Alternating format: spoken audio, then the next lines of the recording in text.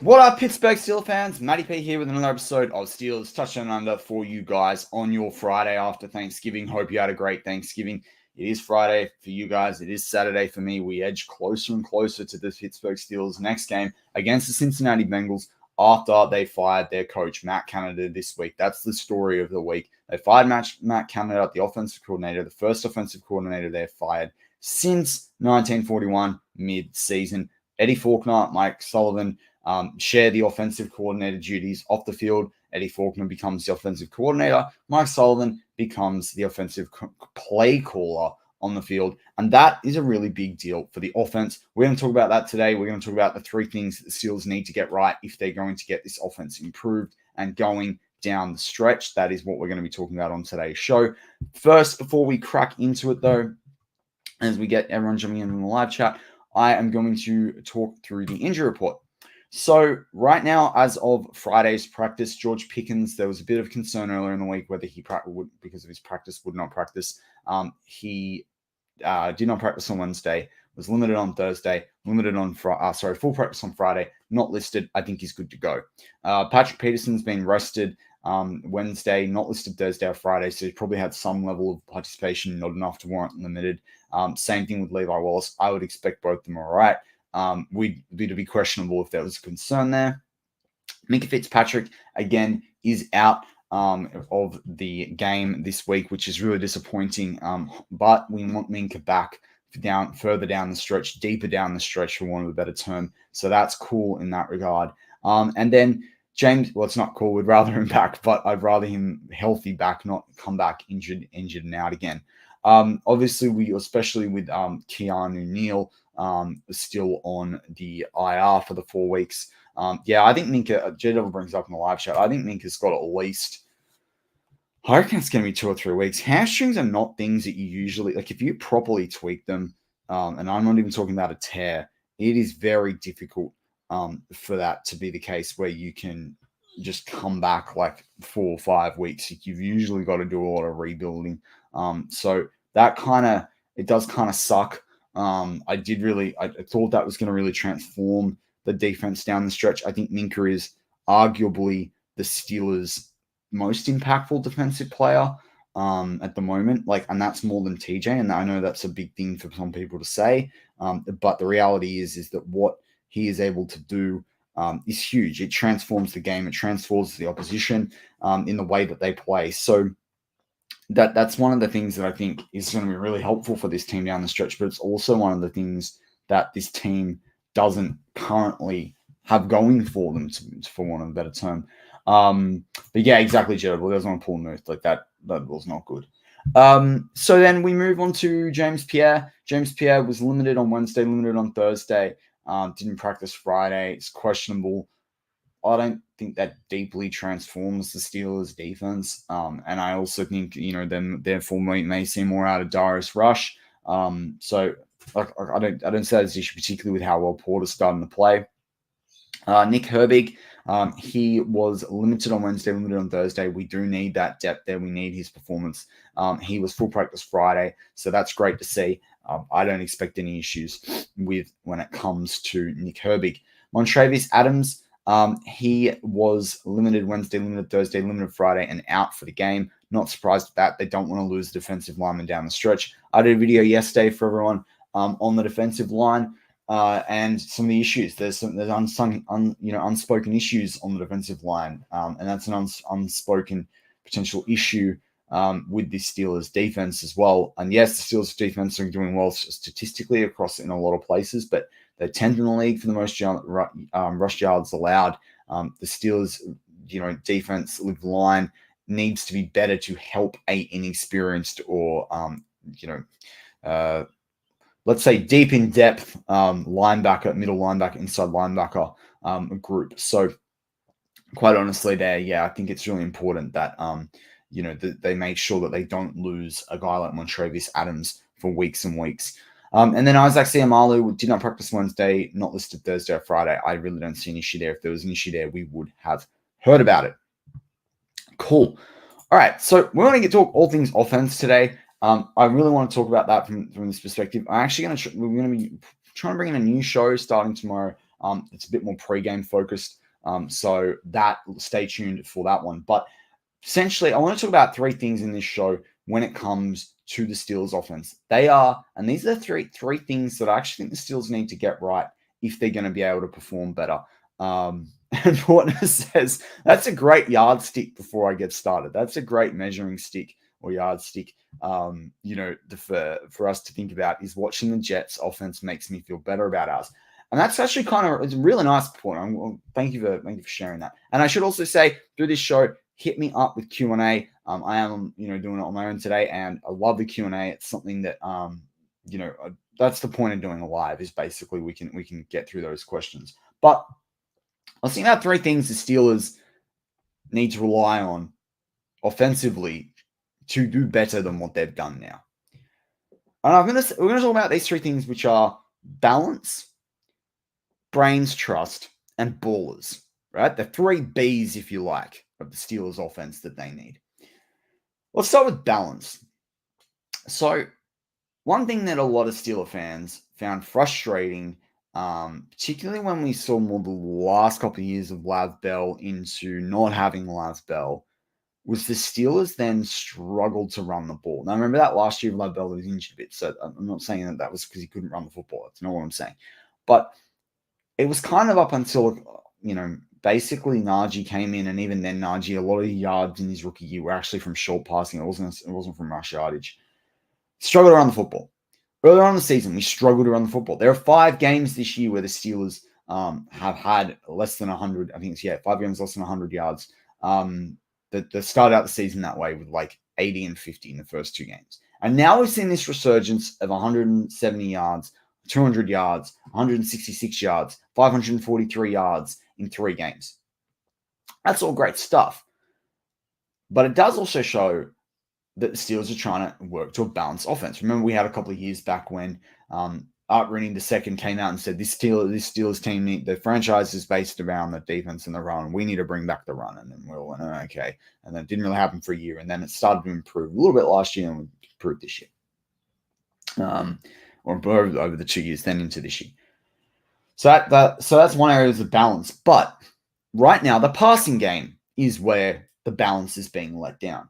Now, I think it's not just about balancing the number of passing plays and the number of running plays. That's not going to overnight fix it. Obviously, we want to see offensive production out of both. One of the stats that really pissed me off this week, particularly was the amount that Kenny Pickett was doing play action, how successful he was with play action. Now, that frustrates the crap out of me, because all offseason, we talked about the run game getting better and the use of the play action, using Connor Hayward, using Pat Freiermuth in play action, using some of the bigger wide receivers, leveraging a better offensive line. Why improve the offensive line? Now, they have improved in run blocking. I don't think the pass protection and pass blocking is that much better at all. But why go out and improve the O-line if you're not then going to be able to do pass pro? I don't understand that, right? And do play action particularly. Kenny Pickett's something I saw a stat this week, 77% execution on play action throws. Why don't we see that more? Now, I know Ben didn't like doing it, so maybe Canada pulled that out of his offense. I also think Canada's offense is very different, where it almost like you don't need to rely on play action. And with that, that's a good segue to J Devil's comment in live chat. He says, imagine if Kenny's bad play was a small revolt against Canada's scheme and he balls out the rest of the season. We can only hope. I think I don't think he hated Canada. I think I've talked a lot about the mistrust of faith that I think he's had in Canada at times. But I do think that there will be an improvement, because I think Sullivan, there's probably a difference a little bit in philosophy from what Mike Sullivan wants versus Canada. There's also probably, the one person we haven't heard that much about is Glenn Thomas. If Glenn Thomas has a better relationship with Mike Sullivan, I don't know if he does or he doesn't, then that is also going to improve, I think, Kenny Pickett's play. But that goes back to balance, and Jetta, we hit the nail on the head, is how can Eddie Faulkner and Mike Sullivan work together to set it up so that Kenny Pickett does well? Because ultimately, the Steelers can rush for 250, 300 yards. and if you've still got no passing game, you may struggle, right? You're going to have to throw the ball to get that into the end zone. Yeah, and exactly, Sam. You hear that? Exactly, Sam. The run game's better. Where's the play action? So when I say balance, I want to see the passing game feed off the run game. I put a question up to Deacon Arthur Motes this week on a live chat in their show, and that they answered, and it was around what would you rather see, points or yardage from the offense? And it's obviously points, but like you can be very successful running the football down the field, throwing the ball for 10, 15 yards, touchdown. Like imagine if Kenny had like, let's call it like 7 for 9, 4 TDs, and let's say 80 yards because he'd only thrown 20 yards, total because they just ran, got down the end of the field with a couple of big runs, and Kenny pops it in from the end zone. Would we all be sitting here going, Kenny only threw like, for 80 yards? No way. We'd be thrilled. 4 touchdowns. Like that's it. They win the game. Like we don't care about. But that's not the reality of an NFL level defense. It doesn't work like that. So, and JW is exactly right. We don't have a passing game, but we have a Warren. Yeah, where there's a Warren, there is a way. That is my slogan this year. But like, and then Portner says, I'm loving this, guys. Shouldn't the goal of the next 7 games determine if? Yeah, exactly. That's a really important. I love that bit. I'd be okay if we miss the playoffs and know that answer whether Kenny is the guy. I kind of agree. But also, if he's good enough to be a starting quarterback or to start games in this league, let's say he goes ultimately over the course of his career a backup, right? Fine. What if he's like a better Charlie Batch and Ben Roethlisberger sitting in the 2025 or 2026 draft? Hashtag Arch Manning. If that's the case, at least he's still got to be able to throw the ball. He is still, obviously, he can just throw the ball in the NFL, but you know what I mean. He's got to be able to throw it, make plays, all the rest of it. I'd rather him make these something. Well, I don't want anyone to make interceptions, but I'd rather interceptions to come from him trying to push the ball a bit more than like what happens with Mitch, than not, because he seems to learn from those ones. But I do think this is where the offensive line and the play calling definitely come into it. I think there's a lot of heat being blamed on Kenny, but that's where, hey, Homer, welcome to the live chat. But I think that's where a little bit it's like, who else do we have to blame out there? Like now Canada's gone, now it's on Pickett. Like there's always, we talk about tall poppy syndrome here in Australia, but there's always this, we need to cut someone down to another level. Let's just hope. But yeah, Jed, it does sound like, to me, the passing for 80 yards and 4 TDs. But again, that would still, my point is though, is that like, you've got to balance that out. Like a lot of people don't either remember or realize, or, a lot of us, like I was pretty young when it happened, but the Steelers in 2005, right? In that year, they won the Super Bowl. They had 2,223 rushing yards and 2,926 passing yards. Now, they obviously played 16 games, obviously very different league back then as well. Like, I do think we've got to throw for 3,300, 3,400 yards. We're about halfway to that. But I do believe in the rush yards too. We need to be able to rush for over 2,000 for this to work. But right now, we have one game of the highest passing yard total on this season so far is 228 yards. I don't even know where to begin with that. We've got, I think it's only 3 games with over 200 yards. One of them's 202. So when I say balance, this is really important. It also does chunk plays, which means that then if we can get these chunk plays too, it allows the run game to work properly in your favor, where it's not about necessarily massive gains all the time of having to get that off every play, which also risks being stuffed in the backfield, which is what you see from Najee Harris. But it means you can pound down that middle and soak up that clock, which in the second half is going to be huge. So yeah, this is why I talk about balance, and we've still got brains, trust, and balls to go. J-Double says, I think Kenny's play will determine on which round we draft QB next year. I do too. I'm not opposed to him getting a guy in the 4th or 5th. I don't think Kenny should be that way. I don't even think Kenny should probably see a guy in the 3rd or 4th as a threat. It's getting cheaper and younger at quarterback. I'm a big deal on that. And particularly because I don't think Trubisky's the guy. I think they should cut their losses there. The fact that he's now on including this year, 3-year deal makes me want to puke in a bucket. Lombardi said on his podcast that the Steelers are 4-0 when Kenny passes for 200 yards. That's the kind of stat that is 400. Yeah, that's true. But that's the point. Balance. Because if this run game gets going, then they've got to load the box, and then there's an opportunity for the Steelers playmakers to get to work.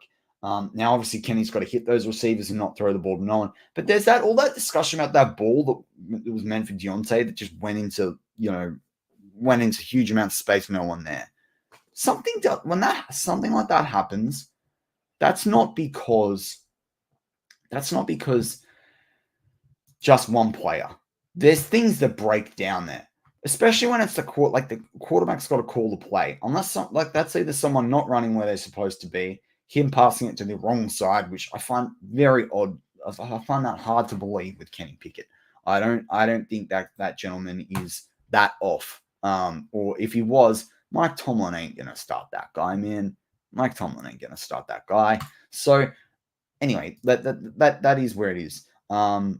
Yeah, I think that's a fair point too. I don't think we need him. He's great in the locker room and for the other teams. You should trade him to an AFC North opponent. Imagine if he was playing with the Bengals every time Joe Burrow goes out. And that's the thing. We talk about Kenny and not wanting to get hit. I mean, Joe Burrow after this season is going to spend much of the first 3 to 4 years of his career on the sidelines. We know Lamar Jackson's done the same thing. So it's kind of it's a bit like survival of the fittest, the best abilities, the availability kind of thing. Let's move on to brain trust. So brains trust. What do I mean by brains trust? What I mean by brains trust is Eddie Faulkner, Mike Sullivan, maybe Glenn Thomas, and Mike Tomlin, Kenny Pickett, Jalen Warren, and Najee. But particularly the brains trust more of Eddie Faulkner and Mike Sullivan with a bit of Pickett sprinkled in. How these guys cohesively come together is what is going to define how well this offense goes from here. Because those two gentlemen are going obviously in control both on and off the field of what happens on offense. But it's two brains instead of one. Now, one might say, hang on, well, isn't that always been the case? But they had Canada too. Canada, it's his scheme. He was calling those plays. Sullivan knows what Kenny's going to be feeling comfortable with and not feeling comfortable with. He's got better than Canada does and when to not. Now, you go back and we could go back and have a look at Mike Sullivan's OC record. It wasn't fully great, but he would have learned from that. He is a quarterback whisperer by trade. Ben talks about it on football and multiple times. So when I think about the brains trust, I kind of feel like we've got the guy that's sitting there leading in Eddie Faulkner, leading a running game that is working, really working, and showing signs of this even before the bye. You've got Mike Sullivan who knows what Kenny's comfortable with and what he's not. And again, this is kind of funny. I'll just pause there as well. It just makes you think, imagine if Mason Rudolph had a proper quarterback coach in his first couple of years. That would have been, and didn't have to start in 2019. I'm just putting that out there. I probably wouldn't even have Kenny Pickett on the roster, to be honest. But anyway, with Kenny, at least he's got someone now and there in the room, knows what he's comfortable with, knows what he wants. And this is why I want to talk about balance first, because balance, as I said, is not going to be that the rush yards, or you'd hope not in an ideal world, unless they're rushing for 300 yards average per game. Passing yards are going to be a bit more than rush yards.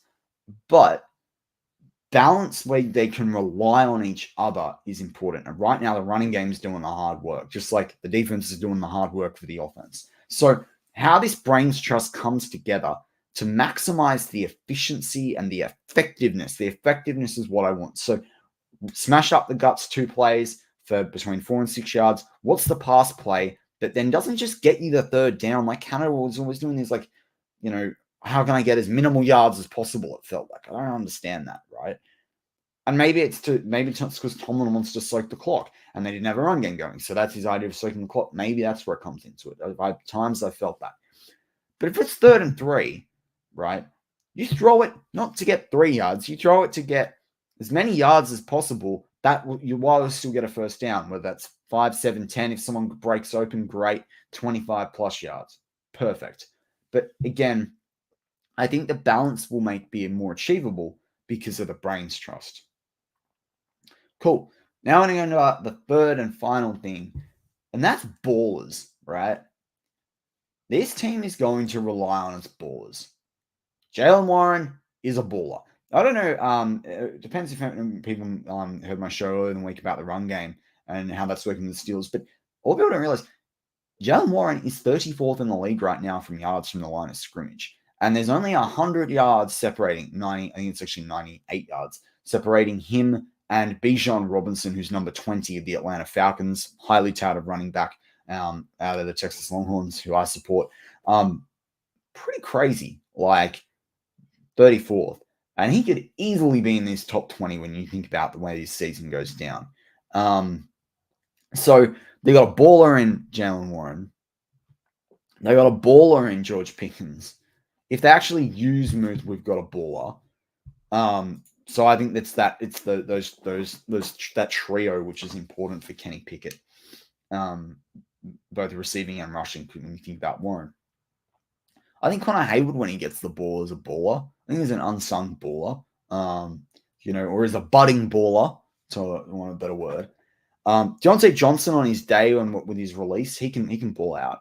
Allen Robinson, I found it perplexing at times, the limited stuff we've seen from Allen Robinson. I know he's came back from an injury and all the rest of it, but I sometimes wonder, I'm like, can they just use him properly? Like, if everyone's marking up on Pickens and Deontay, where's Allen Robinson?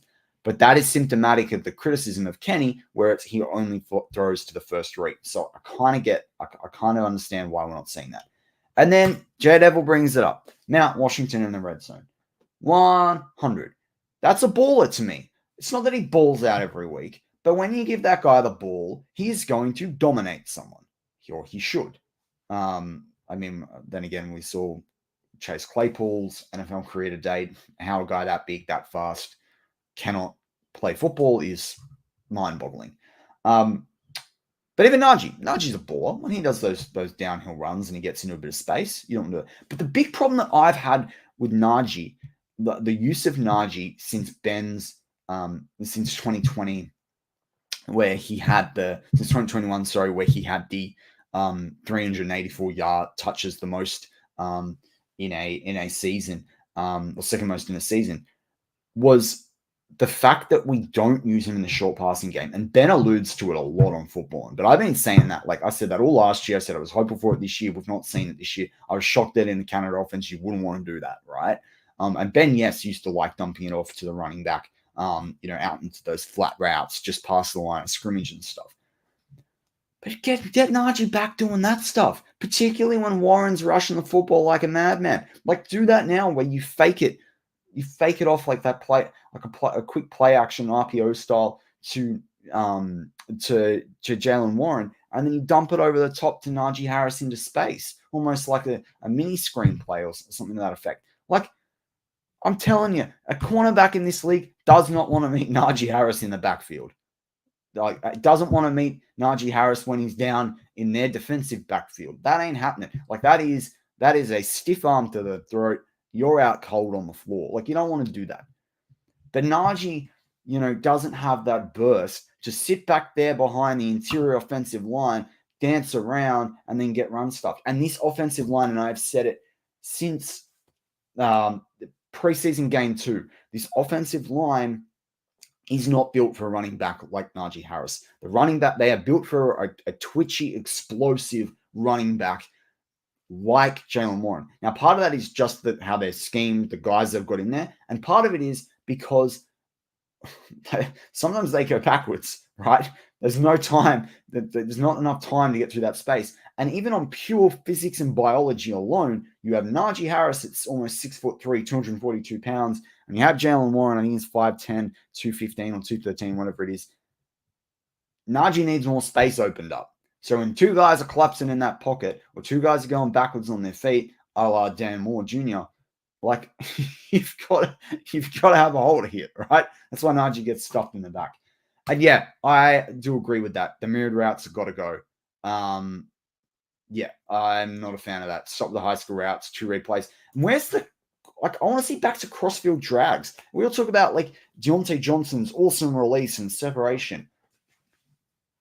What's the point if you're not going to do that crossing route over the field? Ben talked about it last week on Football and as well. He talked about the lack of slants. So, multiple guys running across the field. Like, you know, RB, you and I, since last week on the live show, have been finding a lot of parity. Yes, I completely agree. Use that spark, particularly if you're going 3 or 4 vert.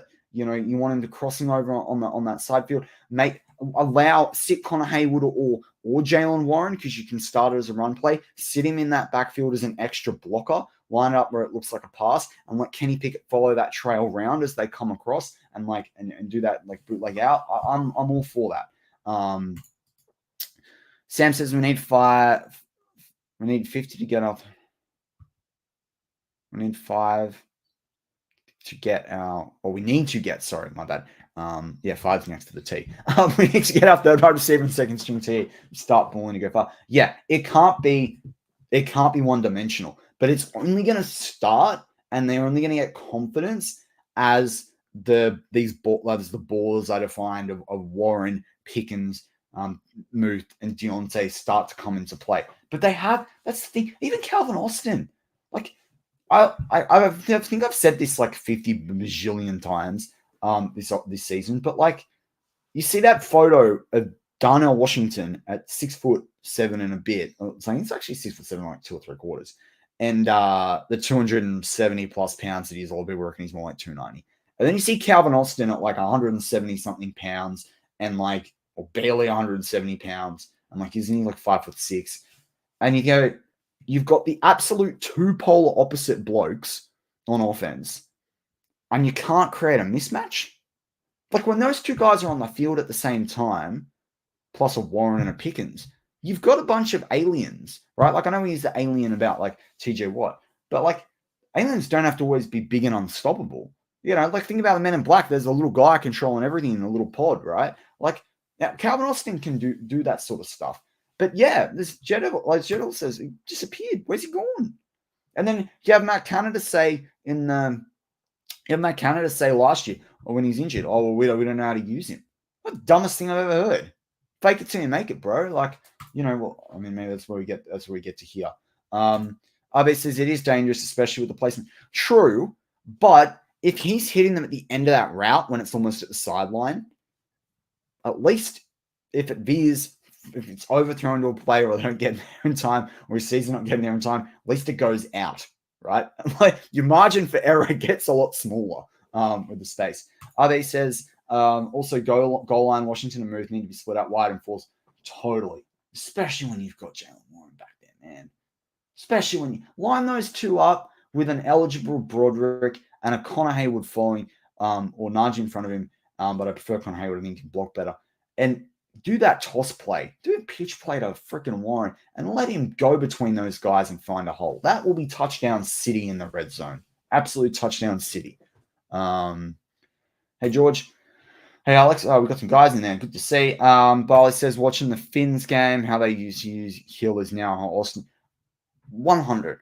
And he doesn't even have to, like, we only need to get like 2 or 3 of those plays on tape, and the other team has to scheme for it. And as soon as you start defining, and that's the thing that I think, putting yards and points and touchdowns aside, that is the thing that I think is the number one flaw of this team's prospects, and the number one disappointment is that the Steelers right now do not have an offense that the opposing team, apart from stuffing Warren up in the backfield, that's their goal. They don't have to deeply scheme for a Steelers offense. The Steelers offense doesn't keep another team awake at night. The run game, maybe. And that, I mean, this week, we've got the Bengals, who are one of the worst rushing defenses in the league, right? In terms of, rush yardage. They're one of the worst. But I know we did well against the Browns, but how many Steelers fans are sitting there right now? Do you feel, live chat, tell me one thing. Do you feel better than an 8 out of 10 that we're going to rush for 200 yards on one of the worst rush defenses?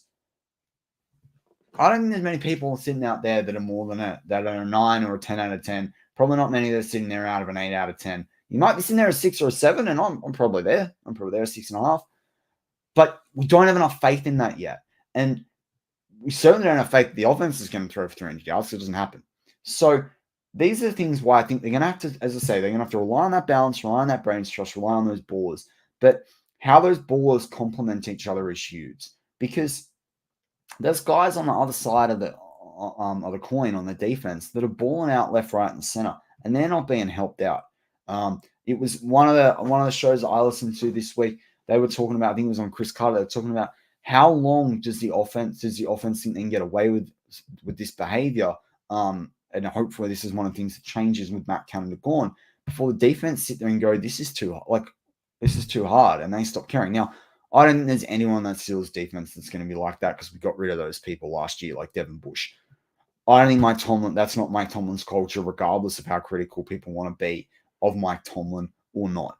I don't think that's there in the player culture of the team, especially not when you've got guys like Haywood, Minka, TJ, Alex Highsmith, Elandon Roberts there. Elandon Roberts, who plays 100% of the snaps and has a bajillion tackles week in, week out now. I don't think that culture and narrative is there.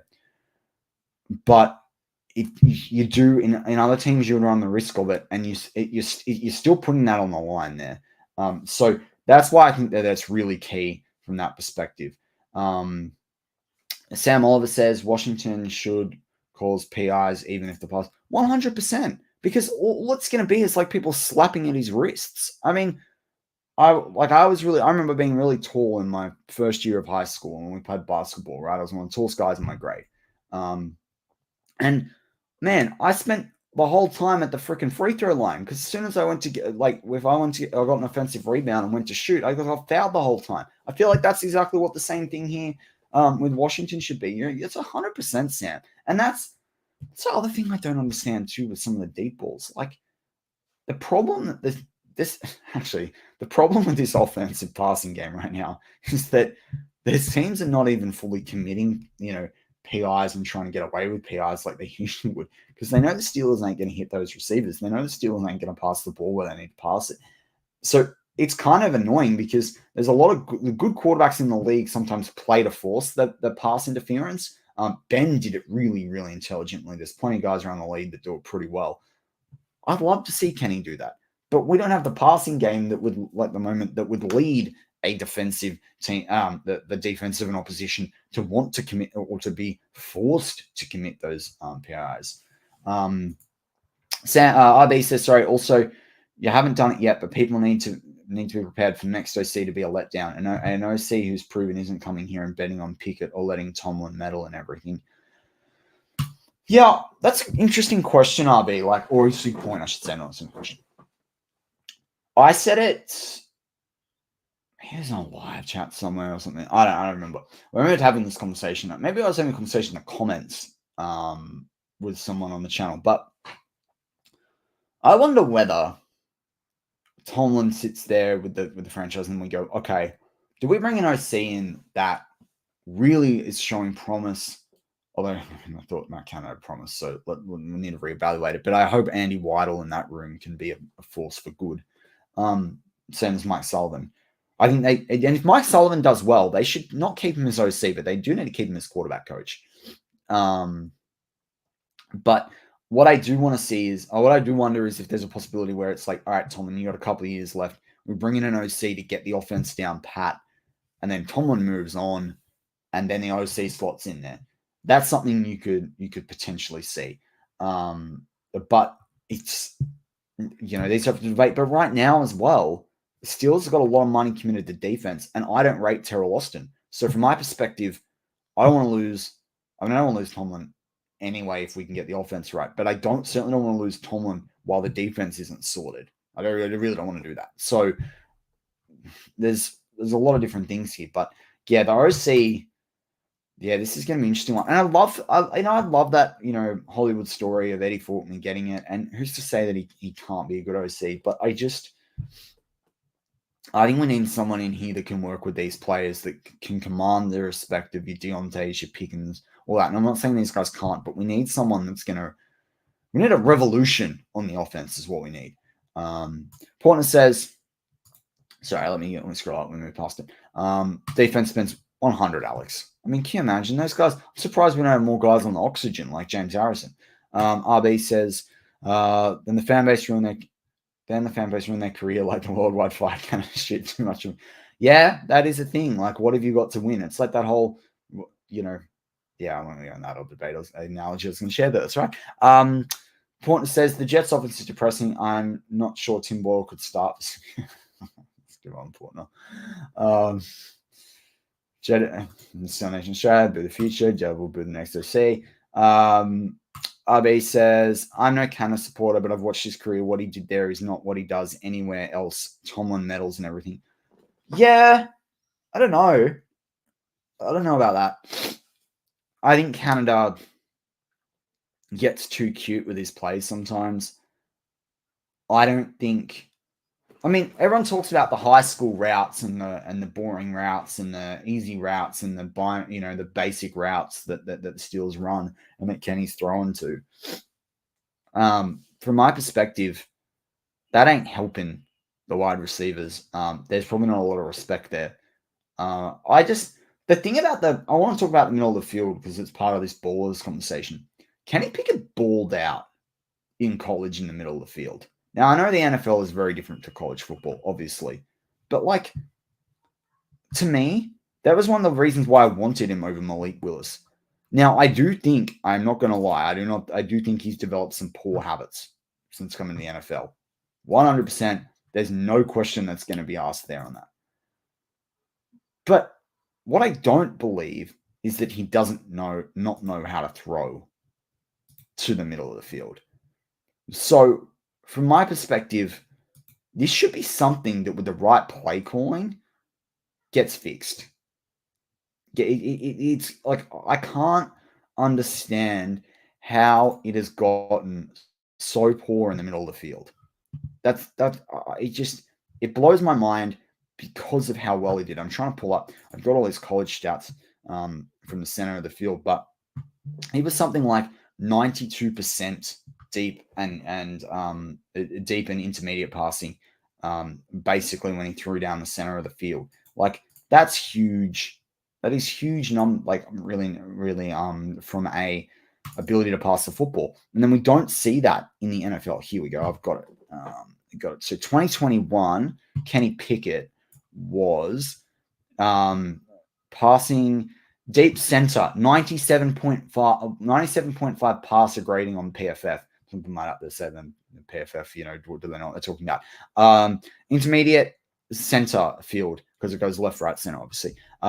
Center, 93.6 intermediate. Short center, 81.7. Now, yeah, there's a big drop back there, and he was better on the left side there, but he did a lot of scrolling out of the pocket because we've seen that drift to the left a lot in the NFL.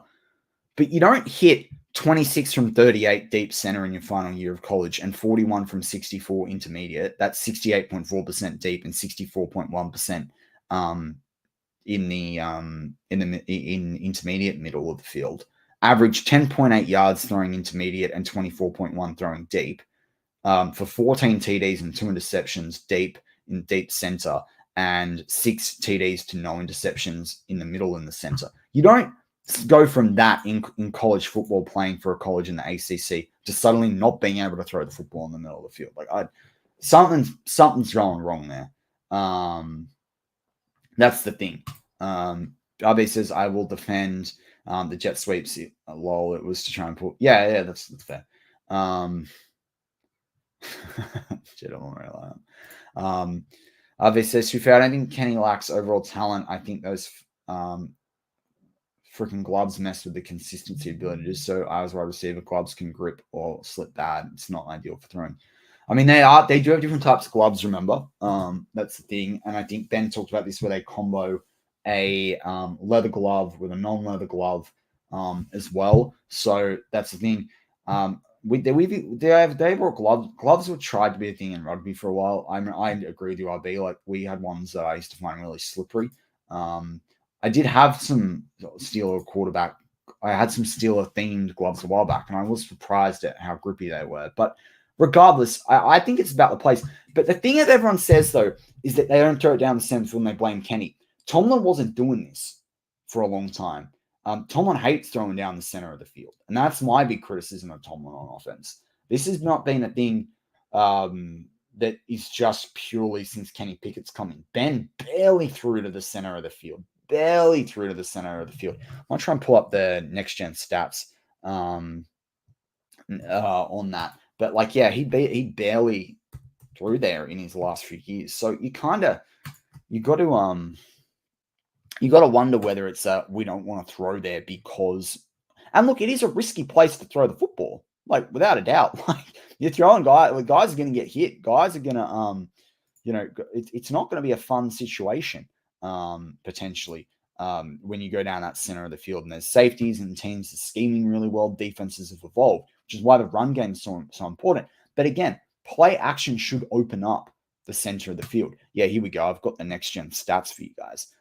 So I'll pull that up and we can look at where Big Ben, because this illustrates the point really, really well. And he does fit within the ballers segment of the show because obviously Big Ben was a baller. So I'm going to bring that up for everyone. This was, let's do it. So Big Ben. Let's bring it up. Oh, it's not working for me. Yeah, true, the amount of separation Addison gets. But I would say in fairness there, Deontay should be able to get that separation. So they have this divisional playoffs we want all weeks.